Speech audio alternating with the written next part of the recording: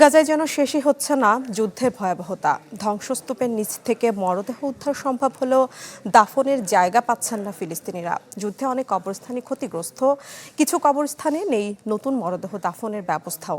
ফলে প্রিয়জনের শেষ বিদায়ও ঠিকভাবে দিতে পারছেন না অনেকে।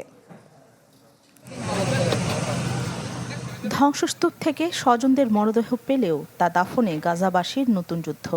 নিহত মানুষের সংখ্যা এত বেশি যে কবর দেওয়ার মতো জায়গা মিলছে না।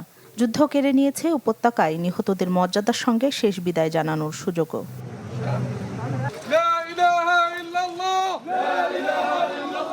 একদিকে ধ্বংসস্তূপ থেকে স্বজনের মরদেহ উদ্ধারের অপেক্ষা, অন্যদিকে দাফনের জন্য এক টুকরো জমির সন্ধান। শোকে কাতর পরিবারগুলোর জন্য এ যেন অনিশ্চয়তার এক নতুন অধ্যায়। বর্তমানে গাজার বহু কবরস্থানে ঠাসাঠাসি করে হচ্ছে ঢালাইয়ের সেরা প্রিমিয়ার সিমেন্ট। দাফন। জায়গার সংকট এত তীব্র যে স্বাভাবিকভাবে দাফনের সুযোগও হয়ে পড়ছে সীমিত। প্রায় ৩ বছরের যুদ্ধে হাজার হাজার মরদেহ দাফন করা হয়েছে অস্থায়ী ও অনানুষ্ঠানিক জায়গায়। কবরস্থান পূর্ণ হয়ে যাওয়ায় দাফন হচ্ছে হাসপাতালের আঙিনা ও খোলা জায়গায়।